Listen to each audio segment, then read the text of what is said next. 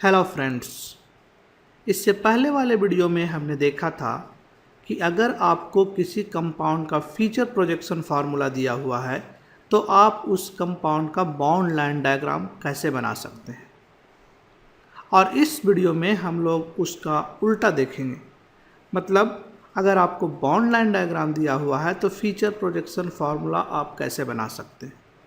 तो चलिए हम लोग इस वीडियो को शुरू करते हैं और बाउंड लाइन डायग्राम से फीचर प्रोजेक्शन बनाने का जो स्टेप्स है उसको समझने की कोशिश करते हैं। मान लीजिए आपको एक मॉलिक्यूल दिया गया। ये मॉलिक्यूल है, यहाँ पे आपका क्लोरीन है, इधर साइड में हाइड्रोजन है, यहाँ पे आपका CH3 ग्रुप है और इस कार्बन पे आपका एक इधर CH3 है, इधर साइड में हाइड्रोजन है और बैक साइड में आपका एक OH ग्रुप जुड़ा हुआ। इसी मॉलिक्यूल का जिसका कि हमने बॉन्ड लाइन डायग्राम बनाया है उसका हमको फीचर प्रोजेक्शन फार्मूला बनाना है।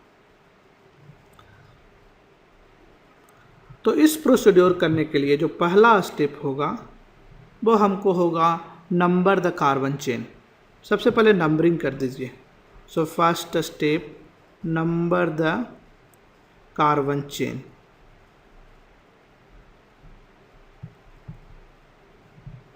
जैसे कि आप कह सकते हैं इसमें ए वाला 1 नंबर है, ये 2 नंबर है, ये 3 नंबर है, ये 4 नंबर है। जब आपने नंबरिंग कर दिया कार्बन चेन का तो दूसरे स्टेप में आप आइडेंटिफाई कीजिए कायरल कार्बन। तो आपको क्या करना है, आपको आइडेंटिफाई करना है कायरल कार्बन यानी स्टीरियोजेनिक सेंटर। तो इस केस में आप देखिएगा कार्बन नंबर 2 और कार्बन नंबर 3 दोनों ही कायरल कार्बन है। कैसे? कार्बन नंबर 2 से जो ग्रुप लगा हुआ है CH3HOH और एक साइड इधर ग्रुप लगा हुआ है, ये तीनों ग्रुप डिफरेंट है। उसी तरीके से कार्बन नंबर 3 पे जो 4 ग्रुप लगा हुआ है, बेसिकली कार्बन नंबर 2 और 3 पे दोनों पे ही 4 ग्रुप लगा हुआ और चारों ग्रुप डिफरेंट है, इसीलिए इस केस में दोनों ही कार्बन जो है कायरल कार्बन है। जब आपने कायरल कार्बन आइडेंटिफाई कर लिया तो तीसरा स्टेप में आप कार्बन्स का R&S कन्फिग्रेशन निकाल लीजिए। तो आपको क्या करना है, नेक्स्ट स्टेप में आपको डिटरमिन करना है R/S कन्फिग्रेशन। तो चलिए हम लोग पहले कार्बन 3 पे निकालते हैं, उसके बाद हम लोग कार्बन 2 पे निकालेंगे।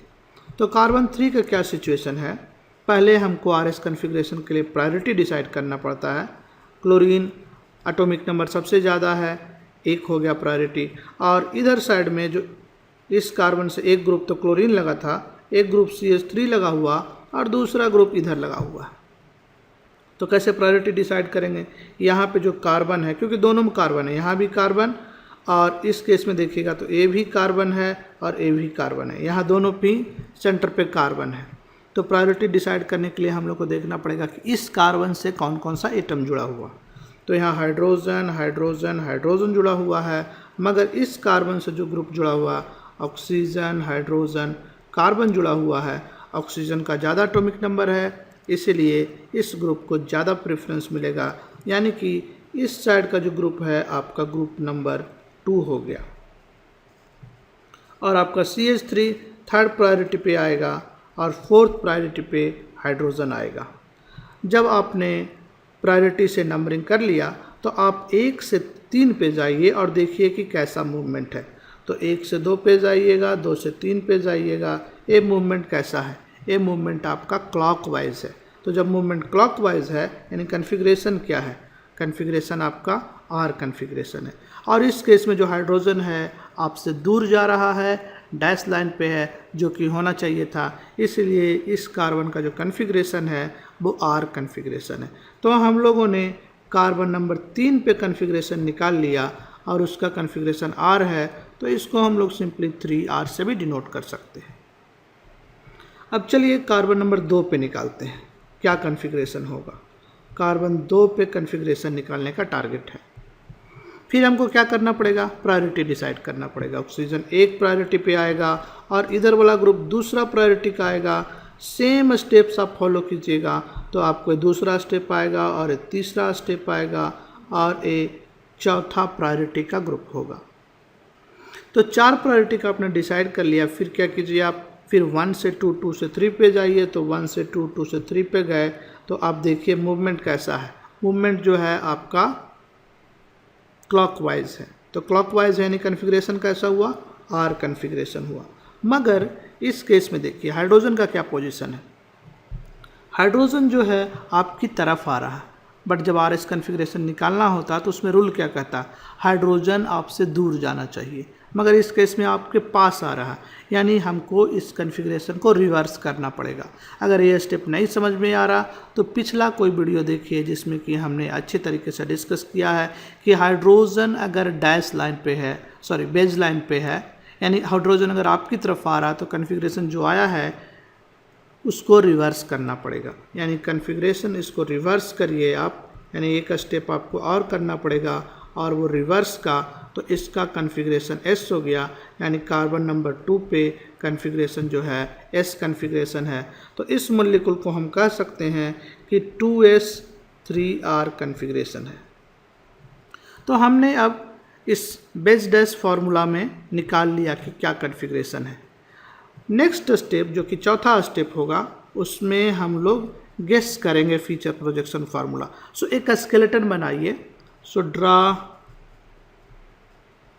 ए स्केलेटन ऑफ फीचर एंड इसको धीरे धीरे मॉडिफाई करिए। इसका क्या मतलब है हम लोग देखते हैं। तो सबसे पहले 2 कायरल कार्बन है इस केस में, तो 2 कायरल कार्बन का हम बना देंगे।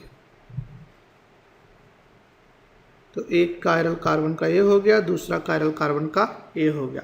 इसमें कौन कौन सा ग्रुप जुड़ा हुआ है, इसको मान लीजिए हमने 2 कह दिया, इसको 3 कह दिया।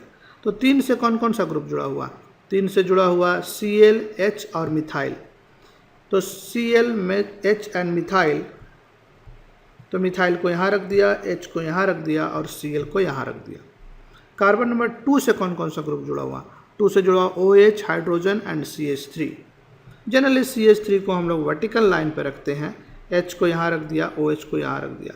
तो ये जो फार्मूला है हमने गेस किया कि हो सकता है कि ऐसा फार्मूला होगा, मगर इसका कन्फिग्रेशन अभी पता नहीं है। तो कन्फिग्रेशन जो हमने निकाला है इस कन्फिग्रेशन से चेक करें कि अगर इसमें कन्फिग्रेशन यही है तब तो ये सही है, अगर नहीं है तो हम लोग को इसका कन्फिग्रेशन चेंज करना पड़ेगा। चलिए हम लोग स्टार्ट करते हैं कार्बन नंबर 2 से। तो इसका कन्फिग्रेशन निकालते हैं। क्या सिचुएशन है, 1 प्रायोरिटी ए है, 2 प्रायोरिटी ए है, 3 प्रायोरिटी ए है, 4 प्रायोरिटी ए है। आप फिर से प्रायोरिटी निकाल सकते हैं, कोई बड़ी बात नहीं है, क्योंकि इसका एटॉमिक नंबर सबसे ज़्यादा 1 होगा। इधर वाले ग्रुप में CH3 जुड़ा हुआ, इधर वाले ग्रुप में भी कार्बन जुड़ा हुआ, यहाँ कार्बन है, यहाँ भी कार्बन है, मगर इस कार्बन को हाइड्रोजन हाइड्रोजन हाइड्रोजन मिला है, इस कार्बन को कार्बन, क्लोरीन और हाइड्रोजन मिला है, यानी इधर वाले को प्रायोरिटी ज़्यादा मिलेगा, इसीलिए हमने इसको 2 प्रायोरिटी दिया है, इस कार्बन को 3 और हाइड्रोजन को 4 प्रायोरिटी दिया है। अब 1 से 3 पे जाइए, 1 से 2 पे गए, 2 से 3 पे गए। रोटेशन कैसा है, एक क्लॉकवाइज रोटेशन है, यानी कन्फिग्रेशन कैसा होगा, 2 पे कन्फिग्रेशन होगा। तो एक कार्बन 2 की बात कर रहे हैं तो कन्फिग्रेशन होना चाहिए था R, क्योंकि ये क्लॉकवाइज रोटेशन है। मगर इसमें देखिए कि हाइड्रोजन जो है हॉरिजॉन्टल लाइन पे है फीचर प्रोजेक्शन फार्मूला में।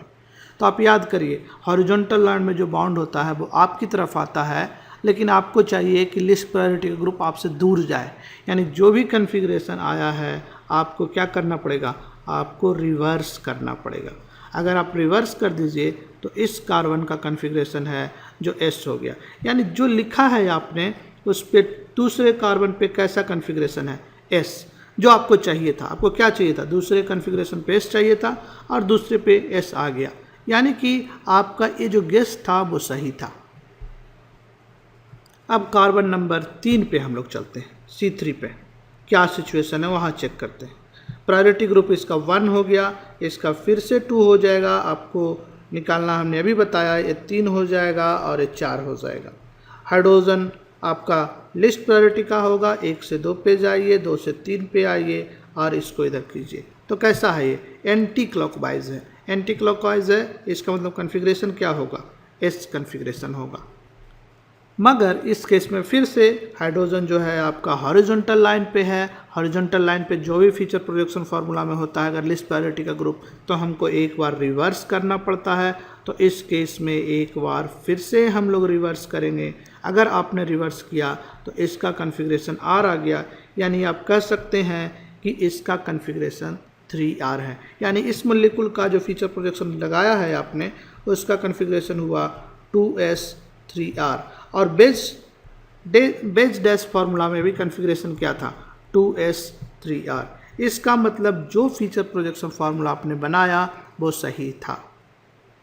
अगर गलती से आपने फीचर प्रोजेक्शन फार्मूला में क्लोरीन को यहाँ रख देते और हाइड्रोजन को यहाँ रख देते तो आपको यहाँ पे R आता और फिर यहाँ पे S आता, लेकिन आपको चाहिए था R। तो क्या आप करते कि फिर एक इंटरचेंज करते। अगर इंटरचेंज करते तो फिर वही सिचुएशन आ जाता। कहने का मतलब ये हुआ कि पहले आप गेस कर लीजिए। गेस करने से जो कॉन्फ़िगरेशन आ रहा है वो डैश एंड बेज फार्मूला में कॉन्फ़िगरेशन वही है, तब तो ठीक है। अगर वो कॉन्फ़िगरेशन नहीं है तो किसी 2 एटम का पोजीशन इंटरचेंज कर दीजिए उस कार्बन पे, और जैसे ही आप इंटरचेंज करेंगे आपको फाइनली वही कॉन्फ़िगरेशन जो बेज एंड डैश फार्मूला में है मिल जाएगा। अगर आपको ये बात क्लियर नहीं हो रही है तो एक हम एग्जाम्पल से इसको इलस्ट्रेट करते हैं। जैसे सेम ही चीज़ लेते हैं, यहाँ पे H है, OH है, CH3 है, सेम फार्मूला, मगर नीचे वाले में हमने मान लीजिए उल्टा गेस कर दिया। हमने गेस कर दिया कि क्लोरीन यहाँ है, हाइड्रोजन यहाँ है, CH3 यहाँ है। तो ऊपर वाले कार्बन को हम टच नहीं करने जा रहे, क्योंकि हमने ऊपर वाले कार्बन पे C2 पे पहले ही निकाल चुके हैं कि 2s कॉन्फ़िगरेशन है। तो C2 पे 2s कॉन्फ़िगरेशन तो अभी भी है, क्योंकि कुछ भी चेंज नहीं किया। मगर C3 पे क्या कॉन्फ़िगरेशन हो जाएगा? C3 पे कॉन्फ़िगरेशन हो जाएगा आपका, ये 1 प्रायोरिटी है, ये 2 प्रायोरिटी है, ये 3 प्रायोरिटी है, ये 4 प्रायोरिटी है। तो 1 से 2 पे जाइए, 2 से 3 पे जाइए। तो कैसा मूवमेंट है? क्लॉकवाइज मूवमेंट है। क्लॉकवाइज मूवमेंट मतलब R कॉन्फ़िगरेशन। मगर हाइड्रोजन कहाँ है? हाइड्रोजन हॉरिजॉन्टल लाइन पे है, यानी क्या करना पड़ेगा? रिवर्स करना पड़ेगा। रिवर्स कीजिएगा तो कॉन्फ़िगरेशन क्या हो जाएगा? S कॉन्फ़िगरेशन हो जाएगा। यानी तीसरे नंबर कार्बन पे, ये हम लोग तीसरे कार्बन की बातचीत कर रहे हैं, तीसरे नंबर कार्बन पे कैसा कॉन्फ़िगरेशन है? S कॉन्फ़िगरेशन है। मगर आपको चाहिए क्या? आपको ओरिजिनल कंपाउंड में 2s3R चाहिए, यही चाहिए ना? बेज डैश फार्मूला में तो यही था। तो तीसरे नंबर कार्बन पे S नहीं चाहिए, आपको R चाहिए। यानी ये जो बनाया आपने स्ट्रक्चर ये गलत है। तो आप क्या कीजिएगा? एक इंटरचेंज कर दीजिए। इंटरचेंज कर दीजिएगा तो फिर आपको ओरिजिनल कंपाउंड जो था वही बन जाएगा। तो इंटरचेंज में क्या कीजिएगा? ऊपर वाला तो जैसे है वैसे छोड़ दीजिए, HOH CH3, नीचे में यहाँ जो है वैसे छोड़ दीजिए CH3, और क्या इंटरचेंज आप कर दीजिए, यहाँ हाइड्रोजन को फिर से इधर ले आइए, Cl को इधर ले आइए। तो अब आपका जो कॉन्फ़िगरेशन है 2 पे S हो गया, 3 पे R हो गया, क्योंकि आपने एक इंटरचेंज किया। हाइड्रोजन को जो है उधर ले गए, क्लोरीन को उधर ले गए। तो फीचर प्रोजेक्शन फार्मूला में एक इंटरचेंज करते हैं तो आपका R कॉन्फ़िगरेशन S में कन्वर्ट हो जाता है, S कॉन्फ़िगरेशन R में कन्वर्ट हो जाता है। तो ये आपका फाइनल जो है 2s3s वाला फीचर प्रोजेक्शन फार्मूला है। कहने का मतलब ये हुआ कि आप एक इनिशियल गेस करिए और गेस में देखिए कि कॉन्फ़िगरेशन जो आना चाहिए वो वही है क्या। अगर वही है तब तो ठीक है, जैसा ड्रा किया आपका ओके है। अगर वैसा नहीं आ रहा, यानी कि आपको एक बार रिवर्स करना पड़ेगा। किसी एटम का पोजीशन इंटरचेंज कर दीजिए, किसी ग्रुप का पोजीशन इंटरचेंज कर दीजिए, तो आपको final configuration feature projection formula का मिल जाता है। तो इस वीडियो में हमने देखा कि अगर आपको किसी कंपाउंड का बॉन्ड लाइन डायग्राम दिया हुआ तो फीचर प्रोजेक्शन फार्मूला में कैसे कन्वर्ट कर सकते हैं। ये काफ़ी ही इम्पॉर्टेंट है आपको इनांशियोमर्स, डायस्ट्रोमर्स निकालने के लिए, या कहें फिर आपका स्टीरियोकेमिस्ट्री के प्रॉब्लम्स को सॉल्व करने के लिए। तो हम आशा करते हैं कि आपको ये वीडियो अच्छी लगी होगी। अगर अच्छी लगी तो अपने दोस्तों के बीच शेयर करिए, वीडियो को लाइक कीजिए, चैनल को सब्सक्राइब करिए, और फिर मिलते हैं एक नए वीडियो के साथ नेक्स्ट वीडियो में। तब तक के लिए thank you, best of luck, bye.